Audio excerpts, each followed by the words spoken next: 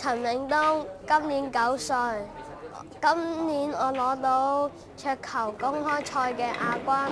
我中意打桌球，因為可以訓練體力、思維同埋獨立能力。嗱，咁而家咧，其實香港嗰個桌球嗰個發展咧，其實香港法例咧對佢有啲影響嘅。因為點解咧？如果根據香港個法例咧，就如果你係學生着校服，咁你咧基本上全日你都唔可以入去桌球會嘅。年齡方面都有個限制喎，譬如你16歲以下嘅，咁你8點前咧你就一定要離開桌球室。咁呢方面咧，對於一啲年青嘅桌球嘅愛好者嚟講咧，佢係少咗機會參與，譬如例如比賽甚至乎係練習方面咧，咁佢都係有個限制，咁啊變咗對香港青少年向呢方面嗰個桌球運動嘅發展係有一定嘅影響。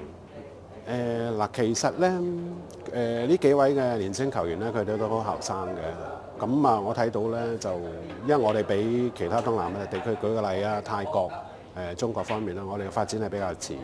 咁正正係因為嗰個法例嘅規限嘅問題啦。咁唔做就始終都冇嘅。咁今年係我哋第一次開始啦。我對佢哋期望好大，因為佢哋本身咧，我哋睇到咧，佢向呢個運動嘅發展嘅決心係相當好嘅。咁我哋會就盡我哋能力啦，睇下點樣將啲資源分配好啲。希望我哋香港嗰個桌球運動個接班人係可以響4年5年跟得到上嚟啦。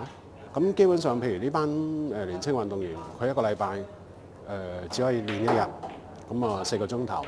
咁如果響個即係年青運動員嘅培訓方面嚟講咧，絕對唔足夠。